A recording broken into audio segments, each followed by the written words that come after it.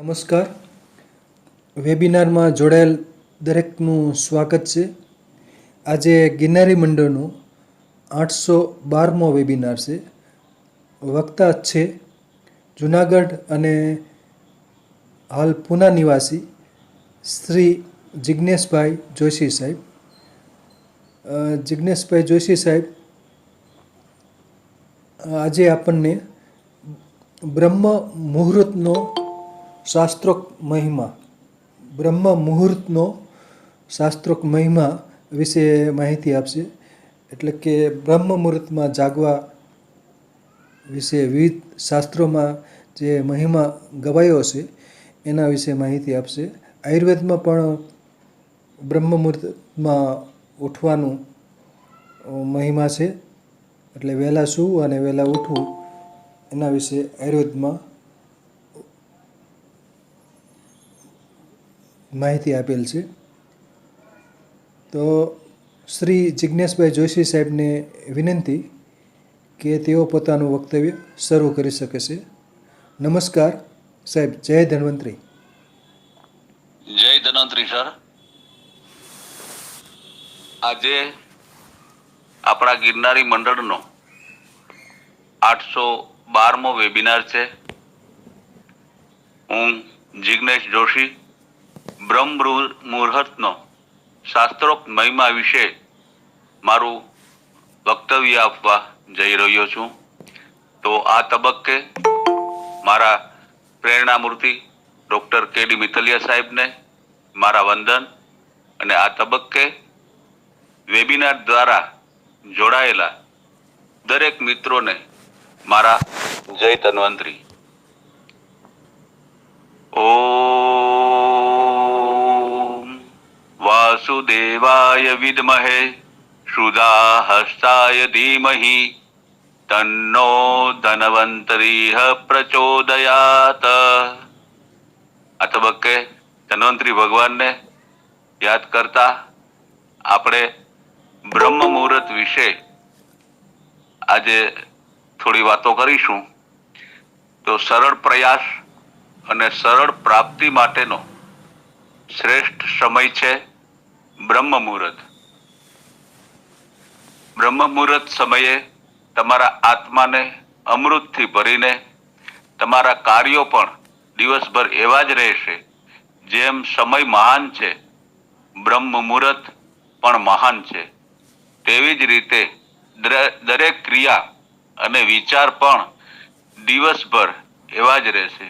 જો તમે આ મહાન સમયને સામાન્ય રીતે જીવો છો તો તમારા વિચારો અને કાર્યો પણ દિવસભર સામાન્ય રહેશે. તેથી એ સમજવું જોઈએ કે આ બ્રહ્મ મુહૂર્ત વેળાએ આખા દિવસનો પાયોનો સમય છે. જો તમારો પાયો નબળો કે સામાન્ય પાયો નાખો છો તો ઉપરની રચના પણ આપમેળે એવી જ રહેશે.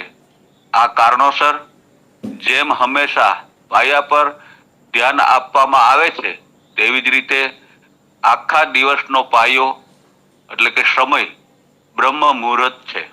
જો તમે તેનું મહત્વ સમજીને કાર્ય કરો છો તો તમારા કાર્યો પણ મહત્વપૂર્ણ રહેશે. આને બ્રહ્મ મુહૂર્ત પણ કહેવામાં આવે છે. યોગ્ય છે કારણ કે તમે બધા બ્રહ્માની જેમ નવા દિવસની શરૂઆત કરો છો. તે પણ યોગ્ય છે. બ્રહ્મ મુહૂર્તનો અર્થ શું છે? તે સમયે વાતાવરણ એવું હોય છે કે આત્મા સરળતાથી બ્રહ્મના નિવાસી બનવાનો અનુભવ કરી શકે છે.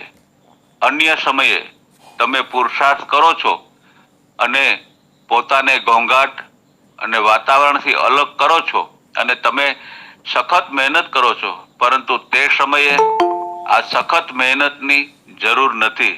જેમ બ્રહ્મ ઘર શાંતિધામ એટલે કે શાંતિનું ઘર છે, તેવી જ રીતે બ્રહ્મ મુહૂર્ત દરમિયાન આપમેળે શાંતિ રહે છે. મૌનને કારણે તમે શાંતિપૂર્ણ સ્વરૂપ બનાવવાના તબક્કા અથવા તો શાંતિધામના નિવાસી બનવાના તબક્કાને સરળતાથી આત્મસાત કરી શકો છો. તમે જો બ્રહ્મ મુહૂર્ત દરમિયાન પ્રાપ્ત સમયને તમારી જાગૃતિમાં લાવો છો તો બ્રહ્મ મુહૂર્ત અથવા તો અમૃત વેળા દરમિયાન જાગૃતિ પણ સરળતાથી આવશે. જુઓ, જેઓ અભ્યાસ કરે છે તેઓ પણ આ સમયે અભ્યાસ કરવાનો પ્રયાસ કરે છે જેથી તેમની જાગૃતિ રહે, કારણ કે આ સમયે જાગૃતિ સ્વાભાવિક છે. જો તમે તમારી સ્મૃતિને શક્તિશાળી બનાવવા માંગો છો અથવા તો આપમેળે સ્મૃતિનું સ્વરૂપ બનવા માંગો છો તો બ્રહ્મ મુહૂર્તની મદદથી અથવા પાલન કરીને તમે સરળતાથી તમારી સ્મૃતિને શક્તિશાળી બનાવી શકો છો. ઉદાહરણ તરીકે સમયનું મૂલ્ય એટલું બધું શું છે? શું તમે આ સમયને આટલું મૂલ્ય આપો છો કે ક્યારે આપો છો અને ક્યારે નથી આપતા? મૂલ્યનું પ્રમાણ ક્યારે ઉપર નીચે થાય છે? શું થાય છે? આ ખૂબ જ સરળ પદ્ધતિ છે. તમારે ફક્ત આ પદ્ધતિને આટલું મૂલ્ય આપવું પડશે. સમય મુજબ જો તમે સમયને ઓળખો છો અને સમય અનુસાર તમારું કર્તવ્ય કરો છો તો તમે બધું જ સરળતાથી પ્રાપ્ત કરી શકો છો. પછી તમે સખત મહેનતથી મુક્ત થશો. જો તમે મુક્ત થવા માંગતા હો તો તેના માટે સાધનો અપનાવતા રહો. દુનિયા સાથે ઉદાહરણનું સ્વરૂપ બનવાનો આધાર સહજ યોગી બનવાની પદ્ધતિ. બ્રહ્મ મુહૂર્તનું મહત્વ. તમે બ્રહ્મ મુહૂર્તમાં સ્મરણનો શક્તિશાળી સ્થિતિ બનાવો છો તો તે તમને દિવસભર તમારી દિનચર્યામાં મદદ કરશે. બ્રહ્મ મુહૂર્તમાં શક્તિશાળી સ્થિતિ બનાવવાથી સૌથી મુશ્કેલ કાર્યો પણ સરળ લાગશે. એટલે બ્રહ્મ મુહૂર્તની અંદર જે તમે વિચારાધીન જે વિચાર કરીને બ્રહ્મ મુહૂર્તની અંદર કાર્ય કરશો અથવા તો નિશ્ચય કરશો તો તમને તમારા બધા જ કાર્યો એ સરળ થઈ જશે. તમે દિવસભર મહાનતાનો અનુભવ કરશો. બ્રહ્મ મુહૂર્ત ચૂકી જવાનો અર્થ એ છે કે સંગમ યુગની વિશેષ સિદ્ધિઓને મહત્વ ના આપવું. બ્રહ્મ મુહૂર્તના આ શિસ્તનું પાલન કરતા રહો અને તમે દુનિયા સામે ઉદાહરણનું સ્વરૂપ બનશો. બધી શક્તિઓ અને બધી સિદ્ધિઓનો આધાર બ્રહ્મ મુહૂર્તમાં તમને જે સંપૂર્ણ શક્તિ મળે છે તે સૌથી મોટું વરદાન છે. જો તમે અમૃત વેળામાં એટલે કે બ્રહ્મ સાથે જોડાવ છો તો તમે દિવસભર માયાના આવરણથી સુરક્ષિત રહેશો. આ પ્રભાવ એ છે જેનો અભાવ છે. જોડાણ યોગ્ય હોવું જોઈએ. એવું ન હોવું જોઈએ કે તમે ફક્ત ઊભા થઈને બેઠા છો. આ ફક્ત એક નિયમનું પાલન છે. પણ શું જોડાણ બરાબર છે? એટલે કે શું તમે તાજગીનો અનુભવ કરો છો? જો તમને આપવામાં આવ્યું હોય પણ તમે શક્તિનો અનુભવ ન કરો તો તમે સમજશો કે શક્તિ એ તેનું કામ સંપૂર્ણ રીતે કર્યું નથી. તેવી જ રીતે બ્રહ્મ મુહૂર્તનું જોડાણ એટલે બધી શક્તિઓ અને બધી પ્રાપ્તિઓનો અનુભવ કરવો. આ સૌથી મોટું બળ છે. જો શરૂઆતનો સમય યોગ્ય ન હોય તો મધ્ય અને અંત પણ યોગ્ય ન હોય. પહેલા તપાસો કે બ્રહ્મ મુહૂર્ત શરૂઆતનો સમય યોગ્ય છે કે નહીં.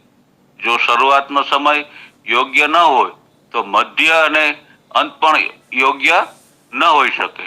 જો તમારી પાસે શરૂઆતનો સમય અનુભવવાની શક્તિ નથી તો તમે શરૂઆતના સમયમાં કે દુનિયાના શરૂઆતના સમયમાં બધા સુખનો અનુભવ કરી શકશો નહીં.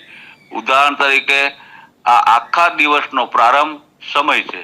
જો તે શરૂઆતનો સમય છોડીને તમે થોડા સમય પછી અથવા થોડા કલાકો પછી જાગો છો, બેસો છો અથવા જોડાણ બનાવો છો તો તમે જેટલું અહીં સૂઈ જાઓ છો તમે ત્યાં સૂઈ જાઓ છો, કારણ કે બ્રહ્મ સાથે બાળકોનું મિલન નિમણૂકના સમયમાં પહેલો મોકો બાળકો માટે હોય છે, પછી ભક્તિનો સમય આવે છે. જો તમે ભક્તિના સમય સાથે પણ જોડાવ છો તો તમે બાળક જેવા આશીર્વાદ મેળવી શકશો નહીં. તેથી આ સમયગાળાનો તે સમયગાળા સાથે સંબંધ છે. તેથી અમૃત વેળામાં તમારી જાતને જાણો. શું આપણે પ્રાચીન કાળમાં આવવાના છીએ કે થોડા જન્મ પછી આવવાના છીએ? કેટલાક જિંદગી પોતાની ઊંઘને નિયંત્રિત કરે છે, કેટલાક મજબૂરીથી સમય પસાર કરે છે અને કેટલાક ઊંધા લટકતા હોય છે. એટલે કે તેઓ જે કાર્ય માટે બેસે છે તે કરી શકતા નથી. જેમ કે તે હઠયોગીઓને બતાવવામાં આવે છે કે કેટલાક એક પગ પર છે, કેટલાક ઊંધા છે અને કેટલાક સૂઈ રહ્યા છે. અહીં પણ તે સમયનું દ્રશ્ય આ પ્રકારનું છે. કેટલાક એક સેકન્ડ સારી રીતે વિતાવે પછી બીજી સેકન્ડ જુએ છે, તેઓ એક પગ પર ઊભા રહે છે અને પછી બીજો પગ ફરીથી પડી જાય છે. તેઓ વિચારે છે કે તેઓ આજે કંઈક એકઠું કરશે, પરંતુ તે થતું નથી. તે દ્રશ્ય પણ જોવાનું છે. કેટલાક સૂતી વખતે પણ યોગ કરે છે. જેમ તેઓ અડગ છે અને કાંઠા પર સૂઈ જાય છે, અહીં તેઓ શેષ પલંગ પર છે. અહીં તે સમયનો દંભ પણ અદ્ભુત છે. તેથી જ કહેવામાં આવ્યું હતું કે તમે અમૃત વેળાનું મહત્વ જાણીને અને તેને તમારા જીવનમાં લાવીને મહાન બનાવી શકો છો. જો તમે અમૃત વેળા યોગ્ય રીતે કરો છો, એટલે કે જાગો છો, તો બધું જ સારું રહેશે. જેમ અમૃત પીને વ્યક્તિ અમર બની જાય છે, તેવી રીતે અમૃત વેળાને સફળ બનાવીને, એટલે કે અમૃત મેળામાં, એટલે કે બ્રહ્મ મુહૂર્તમાં જાગીને તમને અમર બનવાનું વરદાન મળી શકે છે. તો તમે આખો દિવસ કોઈ પણ અવરોધમાં ઝૂકશો નહીં. જો તમે અમૃત વેળા યોગ્ય રીતે કરો છો તો બધું સારું રહેશે. તમે હંમેશા ખુશ રહેવામાં અને હંમેશા શક્તિશાળી રહેવામાં અમર રહેશો. અમરત્વનું વરદાન મેળવવાનો સમય, અમર બનવાનો સમય. એવું કહેવાય છે કે અમૃત વેળાનો સમય એ અમૃત મેળવવાનો સમય છે, જે અમર અસ્તિત્વનું વરદાન આપે છે. અમૃત વેળા દરમિયાન બ્રહ્મની પ્રાપ્તિ પ્રાપ્ત થઈ શકે છે. બ્રહ્મ મુહૂર્ત આધ્યાત્મિકતા અને અભ્યાસ માટે શ્રેષ્ઠ છે. બધા લોકો જાણે છે કે દિવસ અને રાત નું ચક્ર 24 કલાકમાં પૂર્ણ થાય છે, પરંતુ શું તમે જાણો છો કે આ 24 કલાકમાં મુહૂર્ત દર 48મી મિનિટે બદલાય છે? હવે તમે મુહૂર્ત વિશે વિચારી રહ્યા હશો કે આ મુહૂર્ત શું છે. તો ચાલો આજે એની વાત કરીએ કે દિવસ અને રાતના આ 24 કલાકમાં કુલ 30 મુહૂર્ત હોય છે અને આ મુહૂર્ત ખૂબ જ ઉપયોગી અને ખાસ કરીને જ્યારે તમે કંઈક નવું કરવા જઈ રહ્યા છો, આ સમયગાળામાં કેટલા સમયગાળા એવા હોય છે જેમાં કાર્ય અણધારી સફળતા લાવે છે, જ્યારે કેટલાક એવા હોય છે જેમાં ઘણા પ્રયત્નો પછી પણ કાર્ય ફળ આપતું નથી. આ મુહૂર્તમાં એક મુહૂર્ત પણ હોય છે જે ભક્તિ, ધ્યાન અને અભ્યાસની દ્રષ્ટિએ ખૂબ જ શુભ માનવામાં આવે છે. એવું માનવામાં આવે છે કે દેવતાઓની ગતિનો સમય છે, જે દરમિયાન હવામાં અમૃતનો પ્રવાહ વહે છે, જે દરમિયાન અંદર અને બહાર અનંત શાંતિ રહે છે. આ મુહૂર્તને બ્રહ્મ મુહૂર્ત કહેવામાં આવે છે. બ્રહ્મ મુહૂર્તનું મહત્વ અને આ સમયમાં કરવા અને ન કરવા જેવી કેટલીક બાબતો વિશે આજે જાણીશું. બ્રહ્મ મુહૂર્તનું મહત્વ ધાર્મિક અને વૈજ્ઞાનિક બંને દ્રષ્ટિએ બ્રહ્મ મુહૂર્તને ખૂબ મહત્વ આપવામાં આવે છે. ધાર્મિક રીતે બ્રહ્મ મુહૂર્તમાં જાગવાના ફાયદાઓનો ઉલ્લેખ વેદોમાં પણ કરવામાં આવ્યો છે, જ્યારે વિજ્ઞાન પણ કહે છે કે આ સમય શારીરિક અને બૌદ્ધિક વિકાસ માટે ખૂબ જ સારો છે. ઋગ્વેદમાં કહેવામાં આવ્યું છે કે પ્રાતારત્નમ પ્રાતિરીશ્વા દધાતિ તમ ચિકિત્વા પ્રતિગૃહય નિદતો તેન પ્રજા વર્ધયુમાન આયરાય સ્પોષેણ સચેત સુવીર. એટલે કે સૂર્યોદય પહેલા ઉઠવાથી સ્વાસ્થ્ય સારું રહે છે. તેથી જ સમજદાર લોકો આ સમય ન બગાડતા નથી. જે લોકો સવારે વહેલા ઉઠે છે તેઓ સ્વસ્થ, ખુશ, મજબૂત અને લાંબા આયુષ્ય વાળા હોય છે.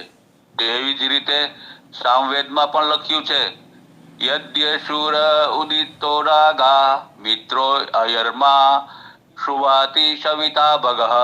આનો અર્થ એ છે કે સૂર્યોદય પહેલા ઉઠવું જોઈએ, શૌચ સ્નાન કરવું જોઈએ અને પછી ભગવાનની પૂજા કરવી જોઈએ.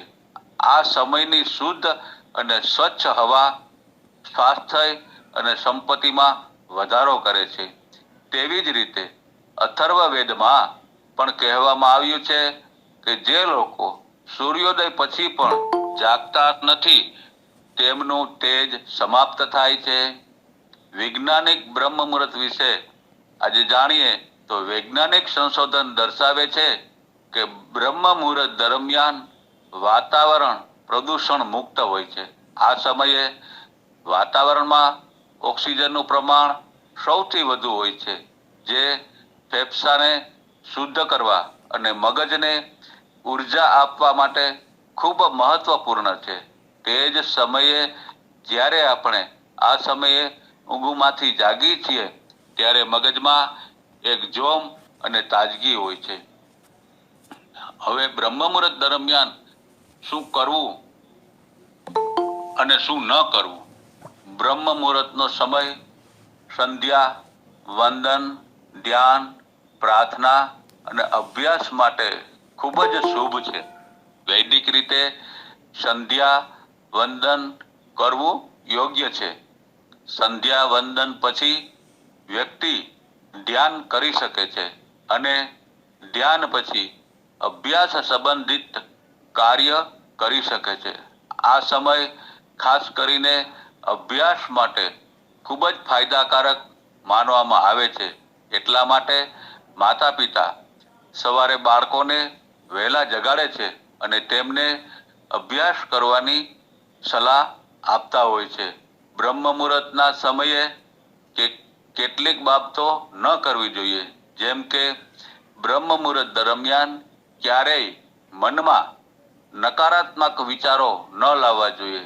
આ એક ખાસ સમજવા જેવો અથર્વવેદીય મેસેજ છે કે બ્રહ્મ મુહૂર્તમાં જાગી જઈએ છીએ પણ મગજથી પણ નકારાત્મક વિચારો ઉત્પન્ન ન થાય તેની ખાસ કાળજી રાખવી. એટલે પ્રભુનું સ્મરણ અથવા તો માતા પિતાનું સ્મરણ, આપણા દેવી દેવતાઓનું સ્મરણ સતત ચાલુ રાખવું જોઈએ. આ સમયે કોઈની સાથે દલીલ કે વાત ન કરવી જોઈએ. આ સમય દરમિયાન સેક્સ, ઊંઘ, મુસાફરી અને ભોજન માટે પણ યોગ્ય માનવામાં આવતો નથી. આરતી, પૂજા મોટેથી ન કરવી જોઈએ અને હવન બિલકુલ ન કરવો જોઈએ. તમારે પર્યાવરણની શાંતિને ગ્રહણ કરવી જોઈએ. આધ્યાત્મિકતા અને આંતરિક સંતુલન. કદાચ આજની યુવા પેઢીને આધ્યાત્મિકતા શબ્દનો અર્થ ખબર ન હોઈ શકે. તેમની સમજ મુજબ આધ્યાત્મિકતાનો અર્થ મંદિરમાં બેસીને ભગવાનની સામે ભજન કરવું, આરતીના દર્શન કરવા અથવા કોઈ ધાર્મિક વિધિ કરવી. પરંતુ સત્ય આનાથી ખૂબ જ અલગ છે. આધ્યાત્મિકતાનો અર્થ પોતાની અંદર સંતુલન જાળવવું અને મનમાં શાંતિ લાવવી છે. આજે તમે જેને જુઓ છો તે પરેશાન અને બેચેન છે, પરંતુ કદાચ તેઓ પણ તેનું કારણ જાણતા નથી. આજે આપણને બહારથી કાંઈ સંશોધન થઈને આવે તો એને આપણે તરત સ્વીકારીએ છીએ. આપણા ઋષિમુનિઓ તો હજારો વર્ષો પહેલા આવું કથન વાંચી ગયા છે, પણ છતાંય આ જે આધારે આ લેખ તૈયાર કર્યો છે તો એમાં લખ્યું છે કે અમેરિકન સંશોધકોએ આધ્યાત્મિકતા માટે જવાબદાર મગજના ભાગને ઓળખવાનો દાવો કર્યો છે. વૈજ્ઞાનિકો લાંબા સમયથી માનતા આવ્યા છે કે મગજનો એક ચોક્કસ ભાગ આધ્યાત્મિક અનુભવો માટે જવાબદાર છે. આપણું મન ખૂબ જ ચંચળ છે અને તે હંમેશા વિચલિત રહે છે. મનને નિયંત્રિત કરવું ખૂબ મુશ્કેલ છે, પરંતુ આધ્યાત્મિકતા એ એકમાત્ર રસ્તો છે જેના દ્વારા મનને નિયંત્રિત કરી શકાય છે. આપણે જીવનમાં એક વિધતાથી કંટાળી જઈએ છીએ અને મનોરંજનના સાધનો શોધવાનું શરૂ કરીએ છીએ. આપણે સમજી શકતા નથી કે આ ખાલીપણું શું છે. પોતાને ખુશ કરવા માટે આપણે ટીવી, કોમ્પ્યુટર અથવા મનોરંજક પુસ્તકોનો સહારો લઈએ છીએ. આનાથી આપણને થોડા સમય માટે રાહત મળે છે, પરંતુ ધીમે ધીમે તણાવ અને ખાલીપણું ફરીથી આપણા મન પર પ્રભુત્વ મેળવવા લાગે છે. આ તણાવ અને થાક ખરેખર આપણા આત્માનો છે, જેને આપણે સમજી શકતા નથી. તણાવ અને ખાલીપણું દૂર કરવા માટે આપણે પોતાને આધ્યાત્મિકતાને સમર્પિત કરવું જોઈએ. જો તમારામાં નકારાત્મક કે દ્વેષ હોય તો તમારે શરણાગતિ સ્વીકારવી પડશે. જીવનમાં સંતોષ અને ખુશી ખૂબ જ મહત્વપૂર્ણ છે. બીજી વસ્તુઓ આવતી જતી રહેશે. સાચું કહું તો આધ્યાત્મિકતા એ બીજું કંઈ નથી પણ તમારું પોતાનું આંતરિક સંતુલન છે અને તેને સંપૂર્ણ સંવેદનશીલતા સાથે ખૂબ જ ઊંડાણપૂર્વક અનુભવવું જોઈએ. અને એકવાર તમે આંતરિક સંતુલન સ્થાપિત કરી લો પછી તમારા પોતાના જીવન પ્રત્યેનો તમારો દ્રષ્ટિકોણ સંપૂર્ણપણે બદલાઈ જશે. તમને જીવનભર ખૂબ જ સરળ અને સુંદર લાગવાનું શરૂ થશે. તમારે ફક્ત તમારી અંદર છુપાયેલા જ્ઞાનને ઓળખવાની જરૂર છે. આજે જેમની પાસે સંપત્તિ અને દુનિયાની બધી સુવિધાઓ છે તેઓ પણ ખુશ નથી, અને જેમની પાસે કંઈ નથી તેઓ પણ પરેશાન છે. સાચું કહું તો તમે ફક્ત જીવનમાંથી પસાર થઈ રહ્યા છો, પણ તેને જીવી રહ્યા નથી. કારણ કે એકવાર તમે જીવનનો આનંદ માણવાનું શરૂ કરો છો તો સૌથી મુશ્કેલ કાર્યો પણ તમને સરળ લાગશે. જો તમારા મનમાં શાંતિ નથી તો પછી તમે બહાર ગમે તેટલી શોધ કરો, તમે ક્યારેય તમારી જાતને સંતુષ્ટ કરી શકશો નહીં. આધ્યાત્મિકતાનો અર્થ એ નથી કે તમે બધી દુનિયાવી વસ્તુઓ છોડી દો અને ફક્ત આધ્યાત્મિકતાની શોધ કરતા રહો. તેનો અર્થ એ છે કે તમારે એકવાર વિચાર કરવો જોઈએ કે શું તમે જીવનને તમારી ઈચ્છા મુજબ જીવી રહ્યા છો? જો જવાબ ના હોય તો તમારે આંતરિક સંતુલનની જરૂર છે, જે ફક્ત ધ્યાન, યોગ અને આધ્યાત્મિકતા દ્વારા જ શોધી શકાય છે. જીવનમાં સમસ્યાઓ અને મુશ્કેલીઓ આવતી અને જતી રહેશે, પરંતુ તમારા વિચારો બદલવા પડશે. જો તમારું મન સ્થિર અને શાંત હશે તો તમે દરેક સમસ્યાનો સરળતાથી સામનો કરી શકશો. ફક્ત એકવાર તમારા જીવનમાં આધ્યાત્મિકતાને સમાવિષ્ટ કરવાનો પ્રયાસ કરો, તમે આધ્યાત્મિક જ્ઞાનનો અનુભવ કરશો અને હંમેશા ખુશ રહેશો. બ્રહ્મ મુહૂર્ત શા માટે મહત્વપૂર્ણ છે? હિન્દુ ધાર્મિક ગ્રંથોમાં મુહૂર્તનું વિશેષ મહત્વ છે. આપણામાંથી મોટા ભાગના લોકો કોઈ પણ શુભ કાર્ય કરતા પહેલા મુહૂર્ત ચોક્કસપણે મેળવે છે. છેવટે આ મુહૂર્ત શું છે? જ્યોતિષ શાસ્ત્ર અનુસાર મુહૂર્ત એ એક ટેબલ છે જે ખગોળીય પરિસ્થિતિ આધારે દિવસના 24 કલાકની સ્થિતિ જણાવે છે. જ્યોતિષ શાસ્ત્ર અનુસાર દિવસના 24 કલાકમાં 30 મુહૂર્ત હોય છે. દિવસ અને રાત્રિના 30મા ભાગને મુહૂર્ત કહેવામાં આવે છે. એટલે કે 2 ઘટી અથવા 48 મિનિટના સમયગાળાને એક મુહૂર્ત કહેવામાં આવે છે. સૂર્યોદય પહેલા પ્રહરમાં 2 મુહૂર્ત હોય છે. હવે બ્રહ્મ મુહૂર્ત વિશે વાત કરીએ. બ્રહ્મ મુહૂર્ત એ રાત્રિનો ચોથો પ્રહર છે. સૂર્યોદય પહેલા પ્રહરમાં 2 મુહૂર્ત હોય છે. આમાંથી પહેલા મુહૂર્તને બ્રહ્મ મુહૂર્ત કહેવામાં આવે છે અને બીજાને વિષ્ણુ મુહૂર્ત કહેવામાં આવે છે. જો આપણે ઘડિયાળ પ્રમાણે જોવું હોય તો સવારે 4:24 થી 5:12 વાગ્યા સુધીનો સમય બ્રહ્મ મુહૂર્ત કહેવાય છે. પણ દરેક દેશ, કાળ અને વિસ્તાર પ્રમાણે સમયમાં ફેરફાર આવે છે અને આવી શકે છે. આ સમયે સવાર છે પણ આકાશમાં સૂર્ય દેખાતો નથી. બ્રહ્મ મુહૂર્ત ઘણા દ્રષ્ટિકોણથી ખૂબ જ મહત્વપૂર્ણ માનવામાં આવે છે. પુસ્તકો લખવા માટે ઉત્તમ. બ્રહ્મ મુહૂર્તના સમયે સમગ્ર વાતાવરણમાં શાંતિ અને પવિત્રતા વ્યાપી રહે છે. એવું માનવામાં આવે છે કે આ સમયે દેવી દેવતાઓ આકાશમાં વિહાર કરે છે. આ સમયે સત્વગુણ પ્રવર્તે છે અને દેવતાઓનું આહવાન અને પૂજા કરવાથી વિશેષ લાભ પ્રાપ્ત થાય છે. આ સમયે બધા મંદિરોના દરવાજા ખોલવામાં આવે છે જેથી દેવતાઓ તેમનું સ્થાન લે. આ સમયે તેમના શણગાર અને પૂજા માટે જોગવાઈ કરવામાં આવે છે. બ્રહ્મ મુહૂર્તમાં ઉઠવાથી વ્યક્તિને શક્તિ, બુદ્ધિ, જ્ઞાન, સુંદરતા અને સ્વાસ્થ્ય મળે છે. આયુર્વેદ અનુસાર જો આપણે બ્રહ્મ મુહૂર્તમાં ઉઠીએ અને ફરવા જઈએ તો આપણા શરીરમાં સંજીવની શક્તિનો પ્રવાહ વહે છે. તેનું કારણ એ છે કે આ સમયે ફૂંકાતી હવા સંપૂર્ણપણે સ્વચ્છ અને પ્રદૂષણ મુક્ત હોય છે. આ શુદ્ધ હવા આપણા શરીરના દરેક કણને જીવંત બનાવે છે. બ્રહ્મ મુહૂર્તનો સમય પુસ્તકો લખવા માટે પણ ખૂબ જ સારો માનવામાં આવે છે. આ સમય વિદ્યાર્થીઓ માટે અભ્યાસ માટે પણ અનુકૂળ માનવામાં આવે છે. તેનું કારણ એ છે કે રાત્રિની ઊંઘ અને આરામથી મન તાજું થાય છે.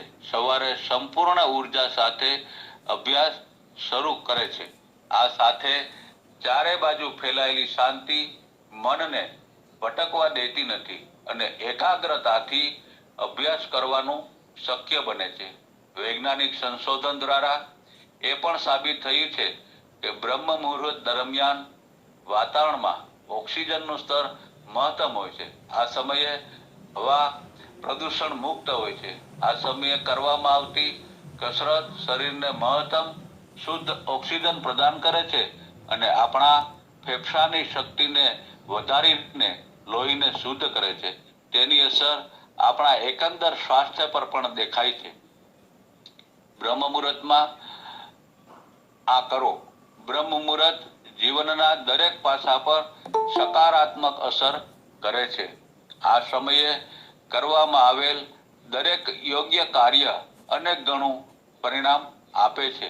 જોકે જીવનમાં કામના પ્રકારોનો કોઈ અંત નથી, પરંતુ કેટલાક કાર્યો એવા છે જે બ્રહ્મ મુહૂર્તમાં કરવામાં આવે તો દિવસના અન્ય કોઈ પણ સમય કરતા મહત્તમ પરિણામો આપી શકે છે. ધ્યાન માટેનો સૌથી યોગ્ય સમય બ્રહ્મ મુહૂર્ત છે.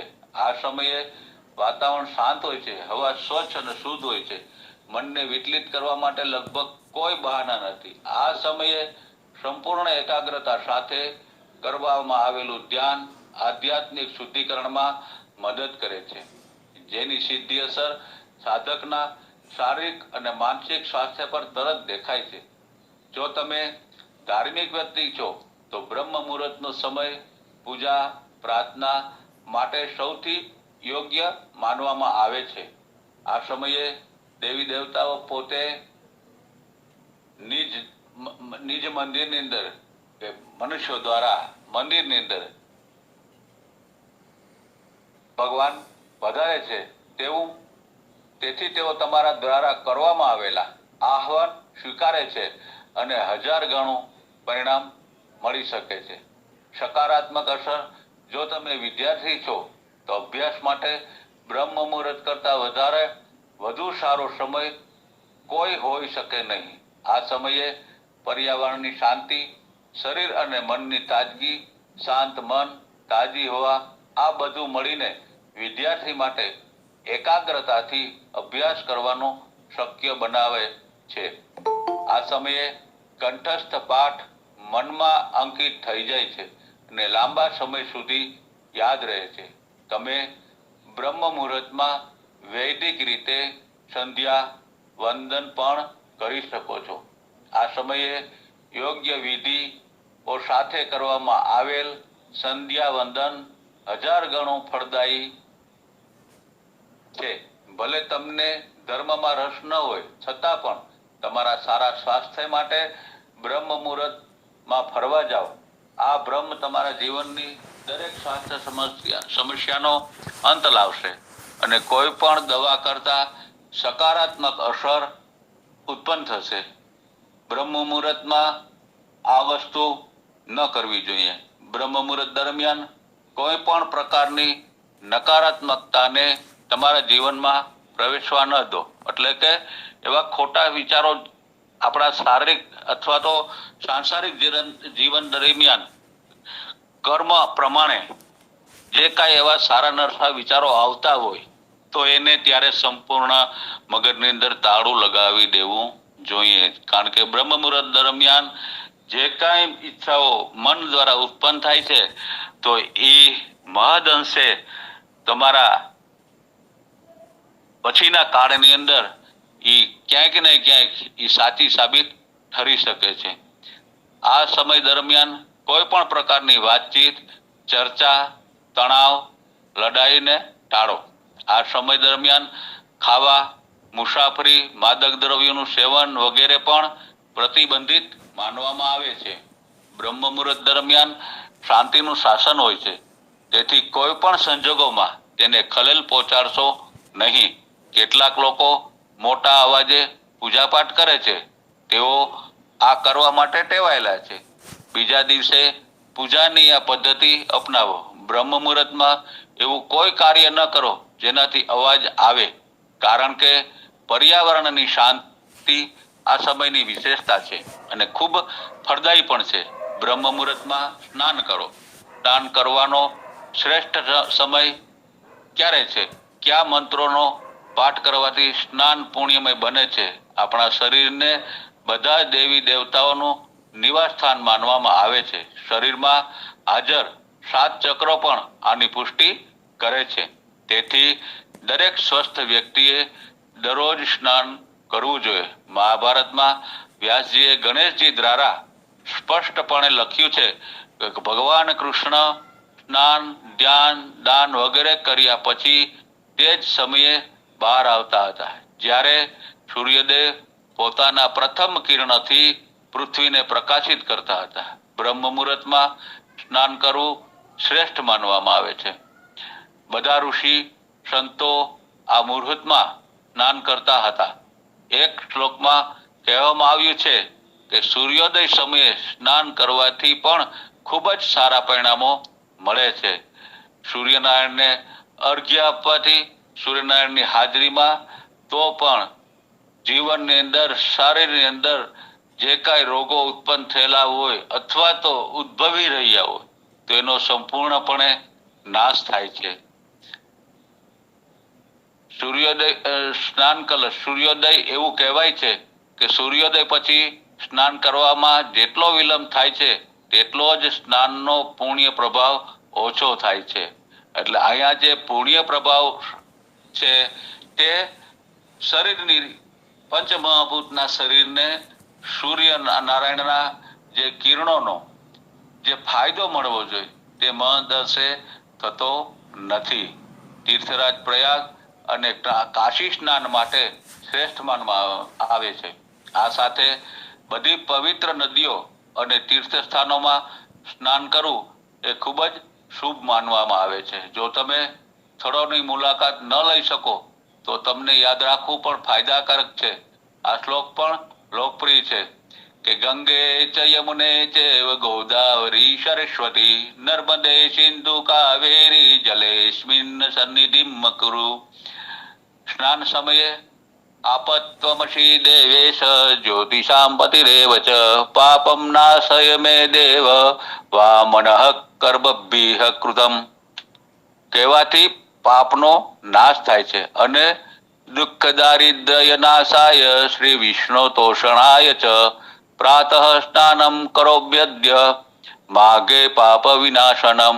કહેવાથી પરમ ભગવાનની સ્તુતિ કરવી જોઈએ. સ્નાન પૂર્ણ થયા પછી સવિત્રે પસવિત્રે ચ પરમ ધામ જલે મમ તત્તે જસા પરિભષ્ટમ પાપમ યાતુ શસ્તદા. શબ્દો સાથે સૂર્યને અર્ધ્ય અર્પણ કરીને શ્રી હરિની પૂજા કરવી અથવા તો યાદ કરવું ખૂબ જ શુભ માનવામાં આવે છે. વહેતી નદીમાં સ્નાન કરવું શ્રેષ્ઠ માનવામાં આવે છે. રાતોરાત છત પર રાખેલા તાંબાના કે માટીના વાસણમાં ભરેલા પાણીથી સ્નાન કરવું પણ શુભ માનવામાં આવે છે. દિવસભર સૂર્યના કિરણોથી ગરમ કરેલા પાણીમાં સ્નાન કરવું પણ ફાયદાકારક માનવામાં આવે છે. બ્રહ્મ મુહૂર્ત સૂર્યોદય પહેલા 1.5 કલાકનો સમયગાળો. સૂર્યોદય પહેલા 1.5 કલાકના મુહૂર્તને બ્રહ્મ મુહૂર્ત કહેવામાં આવે છે. ચોક્કસ કહીએ તો તે સૂર્યોદય પહેલાના 2 મુહૂર્ત અથવા તો સૂર્યોદય પહેલાના 4 ઘટિકાઓને મુહૂર્ત છે. મુહૂર્તનો સમયગાળો 48 મિનિટ છે. તેથી સૂર્યોદય પહેલા 96 મિનિટનો સમય બ્રહ્મ મુહૂર્ત છે. બ્રહ્મ મુહૂર્તમાં જાગવાનું મહત્વ. ભારતીય સંસ્કૃતિમાં બ્રહ્મ મુહૂર્તમાં જાગવું એ ખૂબ મહત્વનું છે એવું આપણા ધાર્મિક ગ્રંથો ગુણગાન કરે છે. બ્રાહ્મે મુહૂર્તે બુદ્ધિયેત ધર્માર્થમ ચાનુચિંતયેત. બ્રહ્મ મુહૂર્તમાં વ્યક્તિએ જ્ઞાની બનવું જોઈએ અને ધર્મ અને અર્થ વિશે વિચારવું જોઈએ. બ્રહ્મ મુહૂર્ત અથવા ઊંઘ એ સદગુણી વ્યક્તિ જેવી છે. બ્રહ્મ મુહૂર્તમાં ઊંઘ એ ગુણોનો નાશ કરનાર છે. આયુર્વેદમાં પણ બ્રહ્મ મુહૂર્તમાં જાગીને દિનચર્યા શરૂ કરવાનું મહત્વ જણાવવામાં આવ્યું છે. વર્ણ કીર્તિ મતિ લક્ષ્મીમ સ્વાસ્થ્યમાયુશ્ચ વિદંતી બ્રાહ્મ મુહૂર્ત સજ્જાય છિન્મયમ વા પંકજમ યથા ભેષજ સાર 93 ની અંદર આનો ઉલ્લેખ છે કે બ્રહ્મ મુહૂર્તમાં જાગનાર માણસ કમળની જેમ સુંદરતા, સંપત્તિ, આરોગ્ય, ઉંમર એટલે કે આયુષ્ય વગેરે પ્રાપ્ત કરે છે. ભોર એટલે વહેલી સવાર. પવિત્ર સ્થળ પ્રયાગરાજ ખાતે ચાલી રહેલા હતા કુંભ મેળામાં ડૂબકી લગાવવા માટે સવારથી જ મોટી સંખ્યામાં ભક્તો સંગમ કિનારે જતા હતા. સૂર્યોદય પહેલાનો સમય ને ભોજપુરીમાં બિહાન કહેવામાં આવે છે. ભોર ભયો ગાયન કે પીછે મધુબન મોહી પાટિયો મૈયા મોરી મેં નહીં માખણ ખાયો સુરદાસજીએ લખેલા આવા ભજનો. ભોર એ બિહારના ભોજપુર જિલ્લામાં સંપૂર્ણ સાક્ષરતા અભિયાનમાં રોકાયેલું એક સ્વૈચ્છિક સંસ્થાનું નામ છે. વાસ્તવમાં આ શબ્દ બ્રહ્મ મુહૂર્તના સમયનો ઉલ્લેખ કરે છે. સૂર્યોદય પહેલા જ્યારે વાતાવરણ સંપૂર્ણપણે શાંત હોય છે અને પક્ષીઓ કલરવ કરવા લાગે છે. પક્ષીઓનો કિલકલાટથી વાતાવરણ ગુંજી ઉઠે છે. સામાન્ય ભાષામાં તે સમયને પરોઢ અથવા તો બિહાન કહેવામાં આવે છે. બીજા અર્થમાં પરોઢને રાત્રિ અને પ્રકાશ વચ્ચેનું મિલન બિંદુ પણ કહી શકાય. એક કવિ કહે કે જાગો પ્રવાસી હવે પરોઢ થઈ ગયું, તૂટી રાત ક્યાં છે. બ્રહ્મ મુહૂર્તમાં જાગવાના ફાયદા. હિન્દુ ધર્મ અનુસાર જીવનમાં સુખદ અને સારા પરિણામો મેળવવા માટે દરરોજ ચોક્કસ સમયે જાગવું ખૂબ જ શુભ માનવામાં આવે છે. ઘણા સંતો અથવા તો આપણા ઘણા ગૃહસ્થીઓ એવા હોય છે કે એને એલાર્મ પણ મૂકવો નથી પડતો. એને કુદરતી અમુક એવા જે સજ્જનો હોય છે કે જે સતત બ્રહ્મ મુહૂર્ત અને વંદના પ્રભુમય હોય છે, તો એ લોકો ને વગર એલારામે વગર કોઈ ઉઠાડે એની નીંદર ઓટોમેટિક 2:30 કે 3 થાય તો ઉડી જતી હોય છે. તો એ આપણા શરીર રચનાની જે આ ઘડિયાળ છે એ કુદરત સાથે મેચ થયેલી હોય છે એમ માનવું. અને એ માણસ અતિ અને તંદુરસ્ત અને શાર્પ બુદ્ધિશાળી હશે. આ ખાસ સમયને બ્રહ્મ મુહૂર્ત કહેવામાં આવે છે. વાસ્તવમાં ધાર્મિક, આધ્યાત્મિક, માનસિક અને શારીરિક દ્રષ્ટિકોણથી બ્રહ્મ મુહૂર્ત ખૂબ જ મહત્વપૂર્ણ માનવામાં આવે છે. ઋષિઓ, યોગીઓ, ગુરુઓ અનુસાર જો કોઈ વ્યક્તિ જીવનમાં દરેક ક્ષેત્રમાં ઈચ્છિત પરિણામો ઈચ્છે છે તો તેણે દરરોજ બ્રહ્મ મુહૂર્તમાં જાગવાનું શરૂ કરવું જોઈએ. તેને ચોક્કસપણે વધુ સારા પરિણામો મળશે. સામાન્ય ભાષામાં બ્રહ્મ મુહૂર્ત નો સમય સૂર્યોદય પહેલા 4 થી 5 વાગ્યા સુધીનો માનવામાં આવે છે, પરંતુ આપણા ધાર્મિક શાસ્ત્રો અનુસાર રાત્રિના છેલ્લા પ્રભાતનો 3જો ભાગ અથવા તો વહેલી સવાર સુધીના 4 કલાક બ્રહ્મ મુહૂર્ત છે એવું માનવામાં આવે છે. બ્રહ્મ મુહૂર્તમાં જાગીને તમારા ઈષ્ટદેવનું ધ્યાન, પૂજા, અભ્યાસ, કોઈ પણ શુભ કાર્ય કરવું ખૂબ જ શુભ છે એવું કહેવાય છે કે આ સમયે ભગવાન જ્ઞાન, બુદ્ધિ, સુખ, શાંતિ, સારી બુદ્ધિ, સ્વસ્થ અને સુંદર શરીર પ્રદાન કરે છે. આ સમયે ભગવાનની પૂજા કર્યા પછી તમારા માતા પિતાને, પત્ની, બાળકોના ઉઠાડીને પ્રભુનું સ્મરણ કરીને માતા પિતાને વંદન કરવું જોઈએ. બ્રહ્મ મુહૂર્તમાં વૈદિક મંત્રોનો જાપ કરવાથી વાતાવરણ ખૂબ જ સુંદર બને, શુદ્ધ બને છે અને મનને અપાર શાંતિ અને પુણ્ય મળે છે. વાલ્મીકી રામાયણ અનુસાર બ્રહ્મ મુહૂર્ત દરમિયાન ભગવાન હનુમાનજી મહારાજ માતા સીતામૈયાની શોધમાં અશોક વાટીમાં પહોંચ્યા, ત્યાં તેમણે વૈદિક મંત્રોનો જાપ સાંભળ્યો અને તેમનું મન આનંદથી ભરાઈ ગયું. બ્રહ્મ મુહૂર્ત એ સારા સ્વાસ્થ્ય, માનસિક અને શારીરિક શક્તિ મેળવવા માટે પણ સૌથી યોગ્ય સમય છે, કારણ કે આ સમયે વાતાવરણમાં નીરવ શાંતિ હોય છે. આના કારણે વ્યક્તિનું આખું શરીર શુદ્ધતા અને ઉર્જાથી ભરેલું રહે છે. તેનું મન પણ શાંત અને સ્થિર રહે છે. વ્યક્તિને માત્ર સ્વસ્થ શરીર જ નહીં, પરંતુ તેનું આયુષ્ય પણ વધે છે. આ રીતે યુવા પેઢી શોક કે આળસને કારણે મોડે સુધી સુવાને બદલે આ ખાસ સમયનો લાભ લઈને વધુ સારું સ્વાસ્થ્ય, સુખ, શાંતિ અને પરિણામો મેળવી શકે છે. હિન્દુ શાસ્ત્રોમાં સવારના શાંતિપૂર્ણ સમયમાં સ્નાન કરવાનું જીવન જીવવા માટે ખૂબ જ મહત્વપૂર્ણ ગણવામાં આવ્યું છે. બીમારી કે લાચારીમાં પણ ઘણા વિકલ્પો સાથે સ્નાન કરવાથી શરીરની ગરમી જ નહીં, પરંતુ મનના સંઘર્ષમાં પણ ઘટાડો થાય છે. એક પૌરાણિક માન્યતા છે કે શ્રી હરિ વિષ્ણુના આદેશ પર બધા દેવતાઓ અને તીર્થ સ્થળો સૂર્યોદય પછીના 6 દંડ એટલે કે લગભગ 2.5 કલાક શુભ સમય માટે પાણીમાં રહે છે. તેથી સવારે પવિત્ર સ્થળે સ્નાન કરવાથી બધા પાપોનો નાશ થાય છે અને તેમનાથી રક્ષણ પણ મળે છે. હવે અહીંયા દેવની આજ્ઞા છે, તો દેવ એક ભારતીય સંસ્કૃતિ એને આ રીતે ફોલો કરે છે.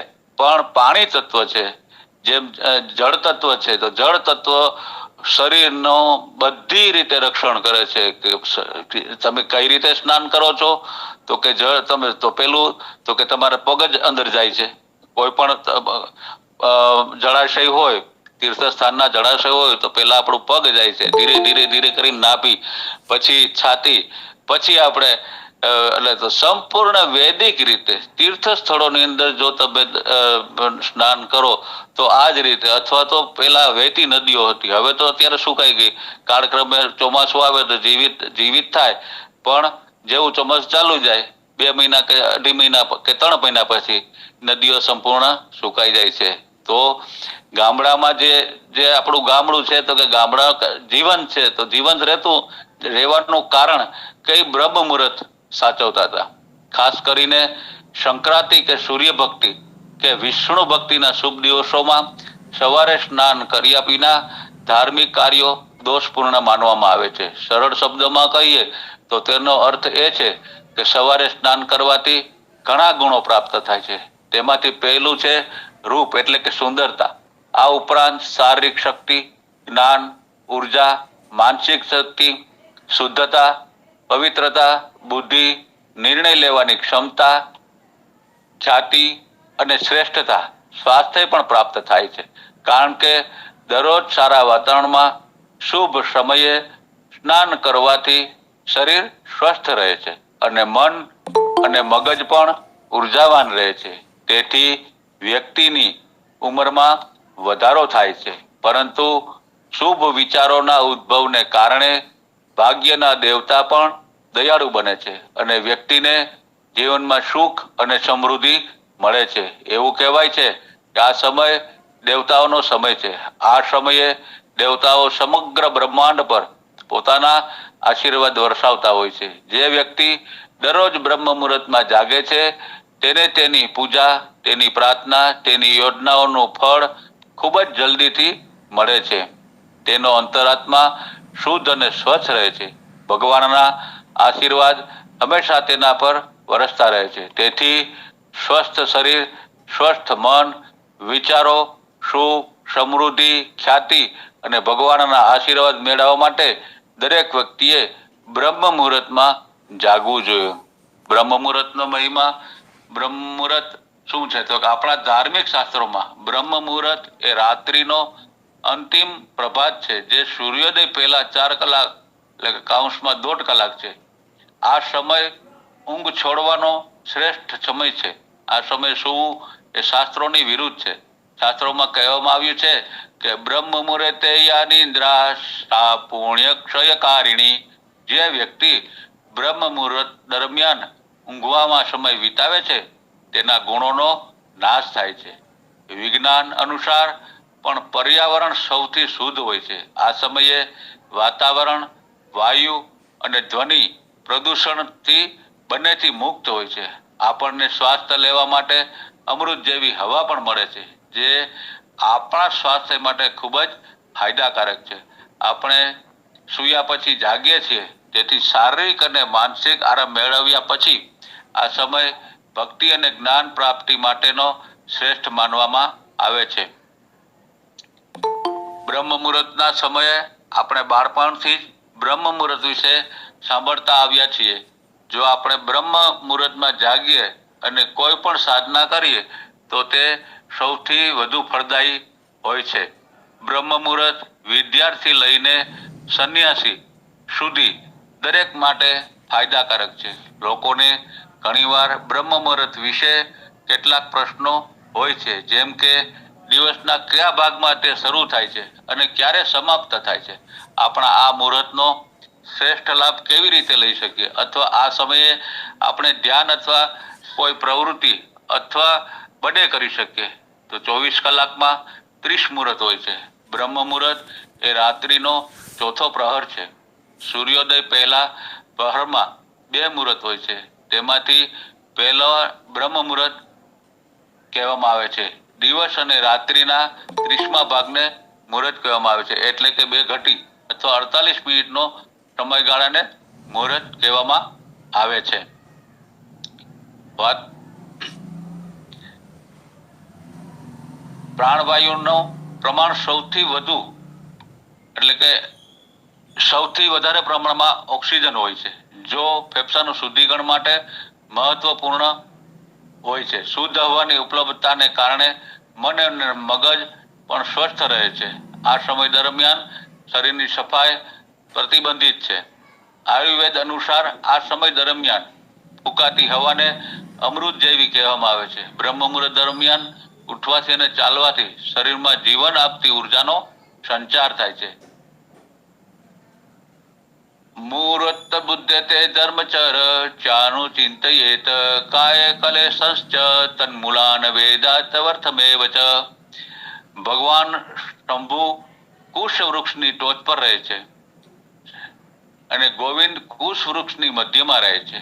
બ્રહ્મા કુશના મૂળમાં રહે છે, હંમેશા કુશનું ધારણ કરે છે. આ રચનાઓ અને અન્ય રચનાઓ કુશની એક ખાસ સંખ્યામાં જોવામાં આવે છે. કોઈ પણ સંજોગોમાં હું ઘરના સ્વામી હોવા બદલ તેમનો આભાર માનું છું. તે એક જ્ઞાનકોશ જેવું છે. બ્રહ્મ મુહૂર્તનો જેઓ ભારતીય જ્ઞાન પરંપરા પર ગર્વ અનુભવે છે અને તેને પ્રગતિનો માર્ગદર્શક માને છે, આ ખરેખર સમય વ્યવસ્થાપન સાથે સંબંધિત છે. દિવસમાં 24 કલાક હોય છે, જેમાં આપણી પૂરતી ઊંઘ પણ લેવી જોઈએ, જેથી શરીર અને મન સ્વસ્થ રહે. આ સમય આપણે બધા દૈનિક કાર્યો કરવા પડે છે, તેથી સમય વ્યવસ્થાપનનો મુદ્દો સામે આવે છે. ભારતીય ઋષિઓએ વ્યવહારિક ઉપયોગ માટે દિવસ અને રાત્રિના 24 કલાકને 30 ભાગોમાં વિભાજિત કર્યા અને એક ભાગ મુહૂર્ત કહ્યું. વધુ વિગતવાર ગણતરીઓ માટે, ખાસ કરીને ગ્રહો અને તારાઓ સંબંધિત ગણતરીઓ માટે દિવસ અને રાત્રિના 24 કલાકને 60 ભાગોમાં વિભાજિત કરવામાં આવ્યા હતા અને એક ભાગ ઘટી અથવા દંડ કહેવામાં આવ્યા હતા. આમ મુહૂર્ત સમય ગણતરીનો એકમ છે. 30 મુહૂર્ત છે, જેમાંથી એક મુહૂર્તને બ્રહ્મ મુહૂર્ત કહેવામાં આવે છે. જ્યારે દિવસ અને રાત સમાન હોય છે, ત્યારે આ બ્રહ્મ મુહૂર્તનો સમયગાળો 48 મિનિટનો હોય છે. પરંતુ રાત્રિના સમયગાળામાં વધારો અથવા તો ઘટાડો થવાને કારણે તેનું મૂલ્ય પણ મહત્તમ 4 મિનિટ જેટલું બદલાય છે. સામાન્ય રીતે આ બ્રહ્મ મુહૂર્ત સૂર્યોદય પહેલા 1 કલાક અને 36 મિનિટ શરૂ થાય છે, જેમાં પથારી છોડવા, શૌચ વગેરેથી મુક્તિ મેળવવા, સ્નાન કરવા અને પછી સંધ્યા વંદન કરવાનું કહેવામાં આવે છે. આટલા બધા કાર્યને દૈનિક કાર્ય કહેવામાં આવે છે. આ સમયગાળા દરમિયાન કરવામાં આવતું સંધ્યા વંદન ઘણા પ્રકારના હોય છે, જેમાંથી વૈદિક સંધ્યા, આગમ સંધ્યા, તાંત્રિક સંધ્યા, આ 3 મહત્વપૂર્ણ છે. યોગીઓ માટે એક અલગ સંધ્યા વંદન છે. ઈષ્ટ દેવતા અનુસાર સંધ્યાના ખાસ નિયમો પણ જોવા મળે છે.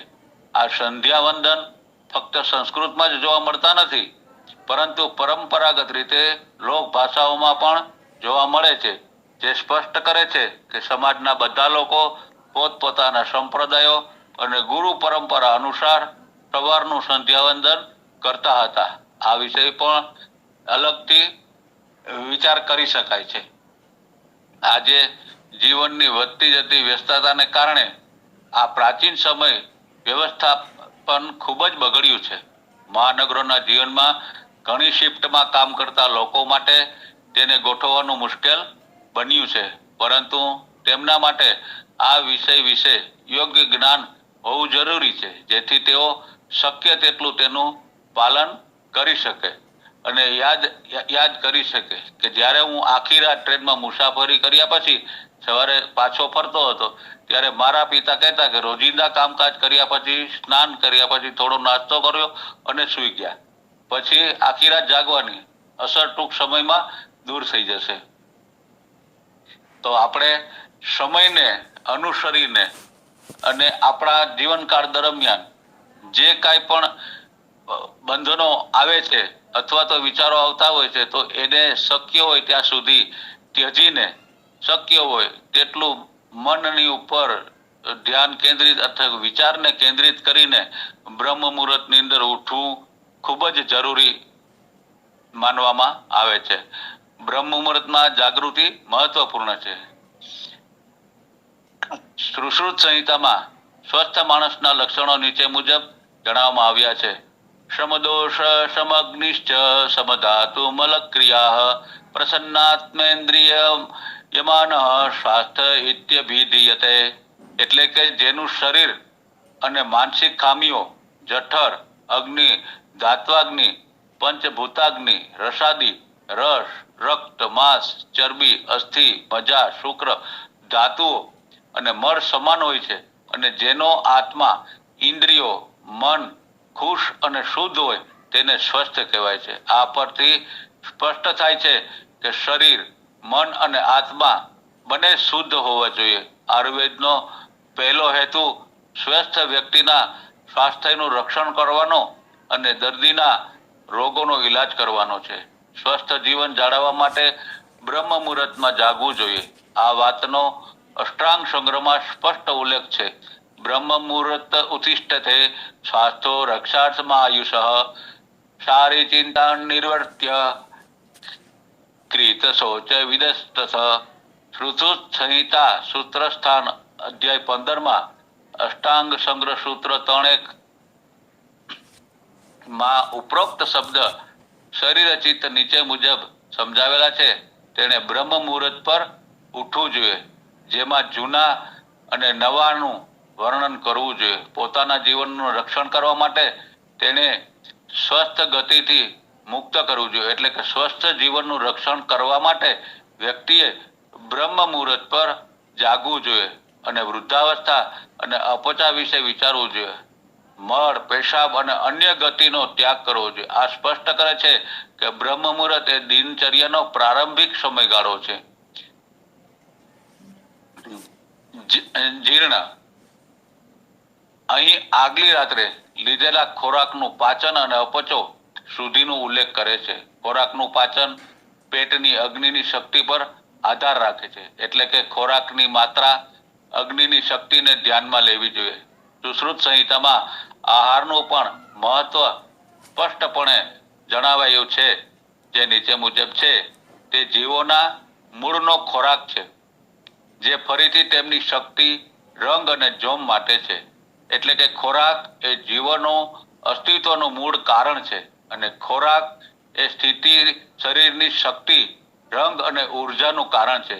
અગ્નિવેશ તંત્ર એટલે કે ચરક સંહિતાના અનુસાર જીવોની જીવન શક્તિ ખોરાક અથવા તો આહાર છે. તેથી જીવંત વિશ્વ ખોરાક તરફ દોડે છે. જીવન શક્તિ એ ખોરાક છે જે જીવંત વસ્તુઓને ટકાવી રાખે છે અને વિશ્વ તેમની પાછળ દોટ મૂકી રહ્યું છે. ખોરાક તરફ દોડવાનો અર્થ એ છે કે ખોરાકને ટકી રહેવા માટે પ્રયત્ન કરવો. ચરક સંહિતામાં બીજે ક્યાંક પુનર્વસુ આત્રેયનો દ્રષ્ટિકોણ સમજાવવામાં આવ્યો છે કે સ્વાસ્થ્ય ખોરાકનો ઉપયોગ એ માણસને વિકસાવવાનો એકમાત્ર રસ્તો છે. માત્ર એક અને એક કારણ છે જે રોગ વધારે છે. બિન આરોગ્યપ્રદ ખોરાકનો ઉપયોગ એ એકમાત્ર કારણ છે જે રોગ વધારે છે. સારા ખોરાકનો ઉપયોગ એ પુરુષ વિકાસનું એકમાત્ર કારણ છે અને બિન આરોગ્યપ્રદ ખોરાકનો ઉપયોગ ફરીથી રોગનું કારણ બને છે. અપચો પણ એક રોગ છે. અપચો એટલે ખાધેલા ખોરાકને યોગ્ય રીતે પચાવવા ના આવતો. સુશ્રુત સંહિતામાં 4 પ્રકારના અપચાનો ઉલ્લેખ કરવામાં આવ્યો છે. ખોરાક બળી જાય છે અને 3 પ્રકારના કફ, પિત્ત અને વાયુથી ઢંકાયેલો હોય છે. કેટલાક અપચો પસંદ કરે છે અને ચોથું સ્વાદનો બાકી રહેલો ભાગ છે. દોષોના ભેદ દ્વારા એટલે કે વધુ પડતો કફ અમાજીર્ણનું કારણ બને છે, વધુ પડતો પિત્ત વિદગ્ધ જીર્ણનું કારણ બને છે અને વધુ પડતું વાત વિસ્તાબ્ધ જીર્ણનું કારણ બને છે. સુશ્રુતે ચોથું રસેસ જીર્ણ પણ કહ્યું છે. એટલે કે ખોરાક પચ્યા પછી પણ ક્યારેક ખોરાકમાંથી સાર તરીકે બાકી રહેલો રસ થોડા સમય માટે અપરિપક્વ રહે છે અને તેને રસશેષ અપચો કહેવામાં આવે છે. અમાજીર્ણમાં ગાલ પર સોજા અને ખાટા ઓટકારો, તરત ખાધા હોય તેવું ન બોલવું, મોંમાંથી પાણી આવવું, ઉબકા અને શરીર ભારે થવું એવા લક્ષણો બતાવવામાં આવ્યા છે. તો આયુર્વેદ પ્રમાણે જો વહેલી સવારે એટલે કે બ્રહ્મ મુહૂર્તમાં જાગવાથી ઘણા બધા રોગોનો નાશ થાય છે અને આપણું શરીર સ્વસ્થ બને છે. તો આ સાથે આજે બ્રહ્મ મુહૂર્ત વિશે જે આપણે વાતો કરી એમાં થોડી મહદ અંશે બાકી રહી ગયેલ છે. તો આ સાથે મારા વક્તવ્યને અહીં પૂર્ણ કરું છું. જય ધન્વંતરી, જય આયુર્વેદ. જય ધન્વંતરી, જય ધન્વંતરી. ખૂબ ખૂબ આભાર શ્રી જિજ્ઞેશભાઈ જોશી સાહેબનો, જેમણે આજે બ્રહ્મ મુહૂર્તનો મહિમા ગાયો છે. એટલે કે બ્રહ્મ મુહૂર્તમાં જે ઉઠી જવું જોઈએ અને બ્રહ્મ મુહૂર્તના ઉઠવાથી ફાયદા વિશે સરસ માહિતી આપી છે. હવે વૈદ્ય શ્રી વિનોદભાઈ ઠક્કર સાહેબને વિનંતી કે 2 શબ્દો કહેશે બ્રહ્મ મુહૂર્ત વિશે. ઠક્કર સાહેબ. જય ધન્વંતરી, જય શ્રી કૃષ્ણ. જિજ્ઞેશભાઈ જોશી સાહેબે બ્રહ્મ મુહૂર્ત ઉપર વિવિધ શાસ્ત્રોમાં આયુર્વેદ, આધ્યાત્મિક, ધર્મશાસ્ત્રો બધાને સાંકળીને બ્રહ્મ મુહૂર્ત વિશે વિસ્તૃત માહિતી આપી અને સ્વાસ્થ્ય શરીર સાથે જોડાયેલું છે અને શરીર ને સ્વસ્થ રાખવા માટે બ્રહ્મ મુહૂર્ત નો ફાળો અતિ વિશેષ છે. મારે ખાલી એટલું જ કહેવું છે કે હું એક સૂત્ર ટાંકીને આપને એક વાત કરું. બ્રહ્મે મૂર્તે યા નિદ્રા સા પુણ્યસય કારિણી, આવું શાસ્ત્રમાં કીધું છે. એટલે બ્રહ્મ મુહૂર્તમાં જે માણસ નથી ઉઠતા એ પુણ્ય ક્ષય, હવે પુણ્યનો ક્ષય થાય તો બધું જ આવે. શારીરિક નબળાઈ આવે, મનના વિચારોના હિસાબથી આર્થિક, સામાજિક, પારિવારિક બધા જ પ્રશ્નો આવે.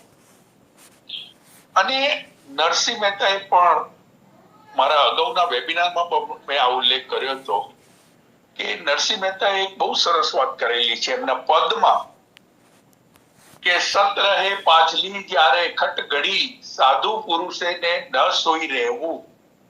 આ બે વાત બહુ સમજવી છે. આજે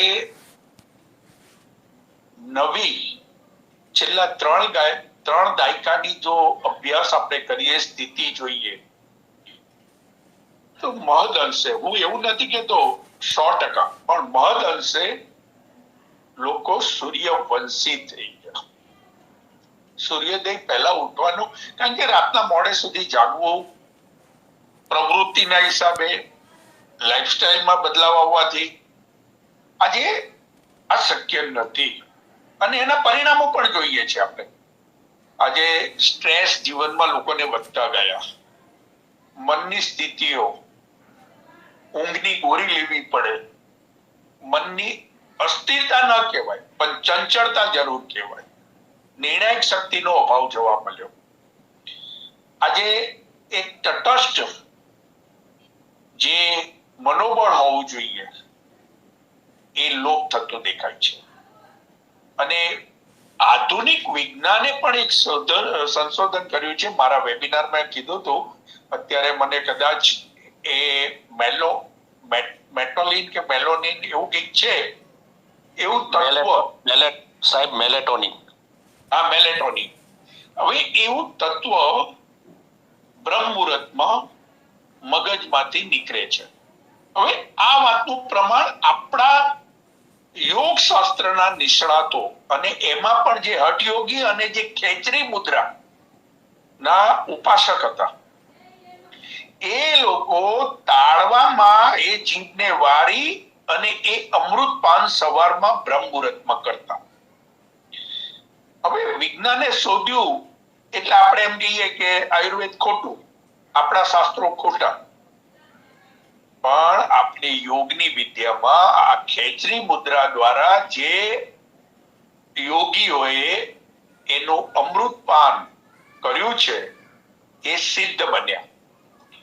હવે એની પાછળ પણ માફ કરજો, પણ વિષયને મારે થોડુંક આજના વિષયને જે રીતે જિજ્ઞેશભાઈ સાહેબે કીધો છે અને એને આપણા પૃથ્વી ઉપર સૂર્યોદય પહેલા જે બ્રહ્મ મુહૂર્તનો જે ગાળો કીધો ને, એ ગાળામાં ઓઝોન નું લેયર વધારે હોય. હવે દિવસ દરમિયાન આપણને જે ઓક્સિજનની પ્રાણવાયુની જરૂર હોય છે, અને પ્રાણવાયુ ઓક્સિજનની ફોર્મ્યુલા જુઓ તો O2 છે અને ઓઝોનની O3 છે.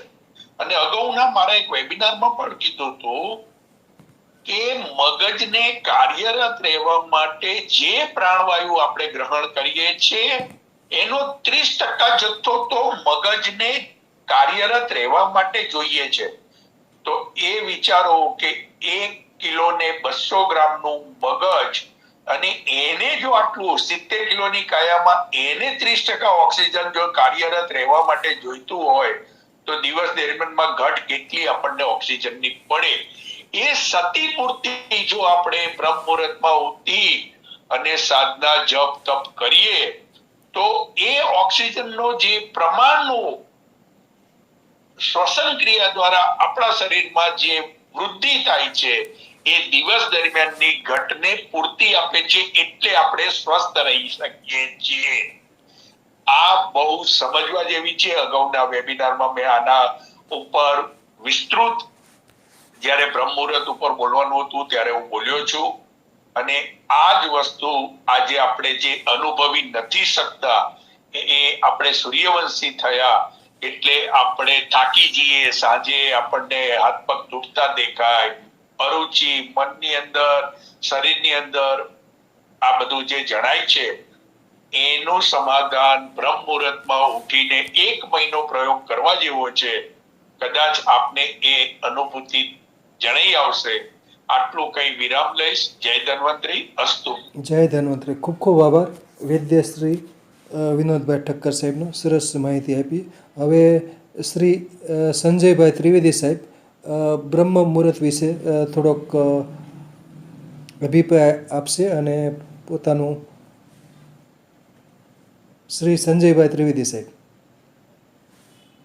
જી સાહેબ, નમસ્તે બધાને. જય ધન્વંતરી.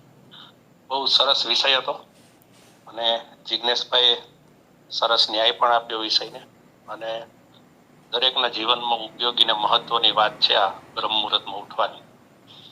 અને એમાં એમણે ઘણા બધા મુદ્દા આવરી લીધા છે. એમાં ઠક્કર સાહેબે બી એક વાત કરી છે, મેલેટોનિન છે એ છે ને આપણી સ્લીપ સાયકલને રેગ્યુલેટ કરે, અને જે પિનિયલ ગ્લેન્ડ હોય એને ટ્રિગર મળે ડાર્કનેસને કારણે. અંધારું થાય ને એટલે પિનિયલ ગ્લેન્ડ ટ્રિગર થાય. પિનિયલ ગ્લેન્ડ ટ્રિગર થાય એટલે મેલેટોનિનનું સેક્રેશન થાય. મેલેટોનિન છે એ આ સ્લીપ અને વેકિંગ સાયકલ અને સર્કાડિયન રિધમ છે આપણા બોડીની, જે એમાં રાત્રે 9 વાગે 8-9 વાગે એટલે મેલેટોનિનનું સેક્રેશન ચાલુ થાય અને સવારે લગભગ 7 વાગ્યાની આસપાસ એ ટોટલી સ્ટોપ થઈ જાય.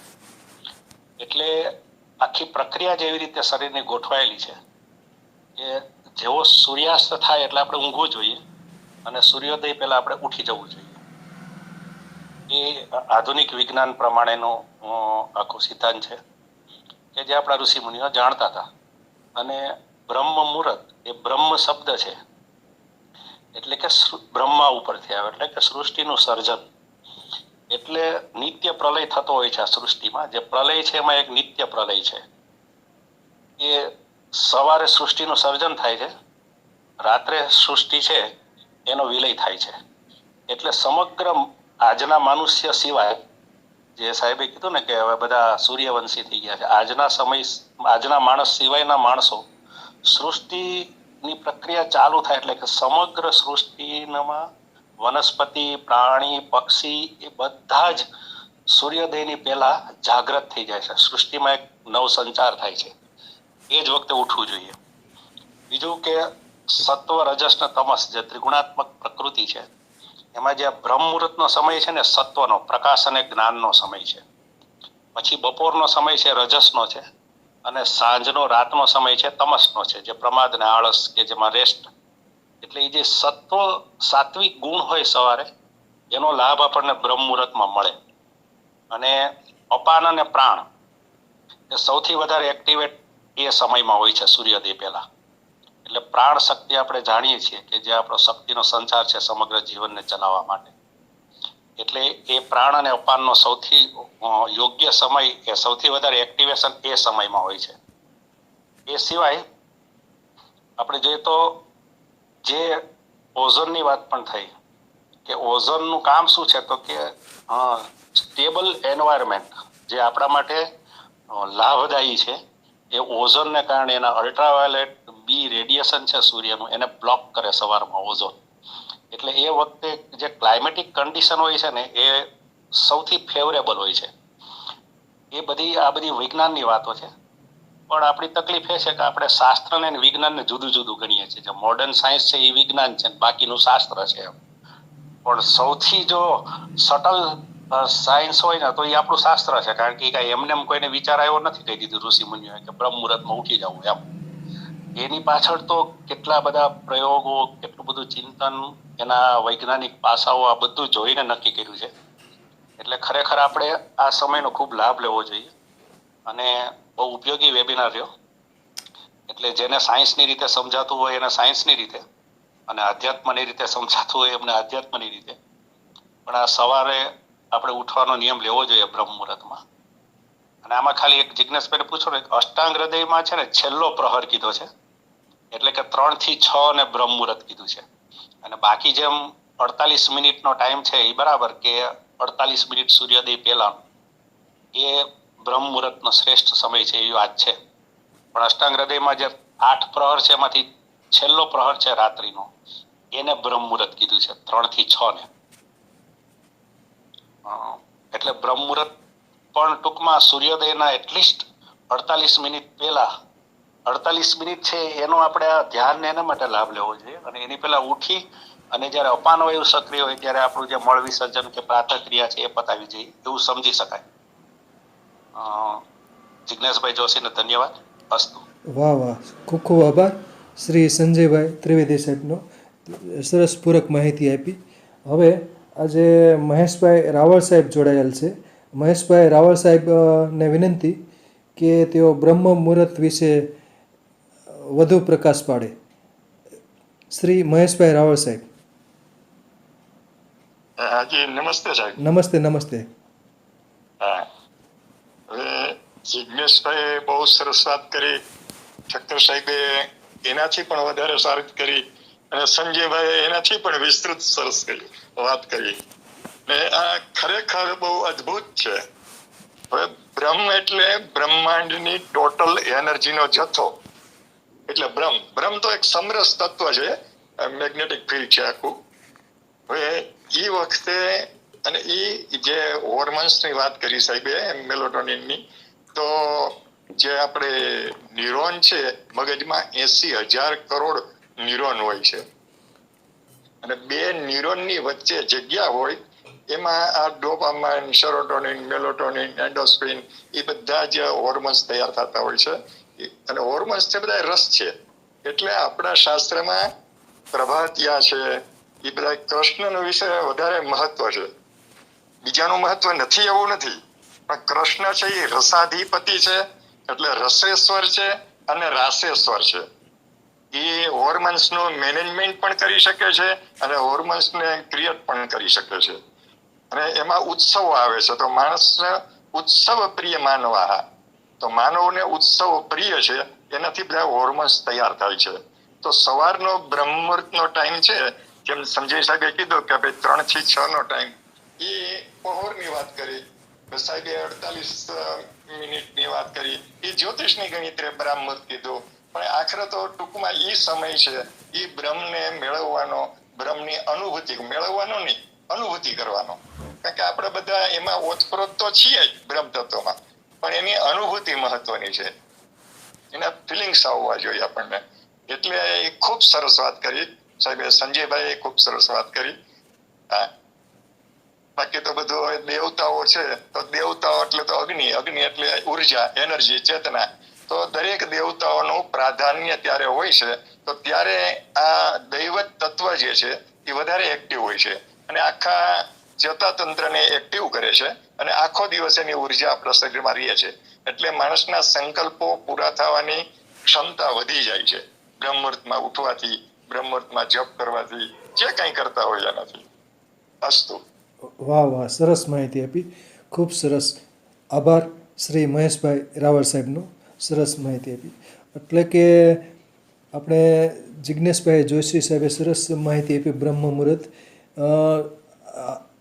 રાત્રિના 8 ચોઘડિયા હોય છે, દિવસના 8 ચોઘડિયા હોય છે, અને 24 કલાક, એટલે કે 1 કલાકમાં 60 મિનિટ, એટલે 24 ગુણ્યા 60 એટલે કે 1440 મિનિટ, અને 60 ભાગીએ એટલે કે 24 મિનિટ, એટલે 24 મિનિટની 1 ઘડી એટલે 24 કલાકમાં 60 ઘડી હોય છે. અને એવી જ રીતની એમણે કીધું કે 2 ઘડી એટલે કે 1 મુહૂર્ત એટલે કે 2 ઘડી એટલે કે 48 મિનિટ 48 મિનિટનું 1 મુહૂર્ત. તો એ રીતના એમણે જણાવેલ 15 મુહૂર્ત વિશે માહિતી આપી. તો સરસ રહ્યું વક્તવ્ય. બ્રહ્મ મુહૂર્ત વિશે સરસ માહિતી મળી શ્રી જિજ્ઞેશભાઈ જોશી સાહેબ તરફથી. અને બાકી ઠક્કર સાહેબે પૂરક માહિતી આપી. પૂરક માહિતી સંજયભાઈ ત્રિવેદી સાહેબે આપી અને પૂરક માહિતી શ્રી મહેશભાઈ રાવળ સાહેબે આપી. સરસ રહ્યું વક્તવ્ય. સરસ માહિતી મળી બ્રહ્મ મુહૂર્ત વિશે. આભાર. સરસ.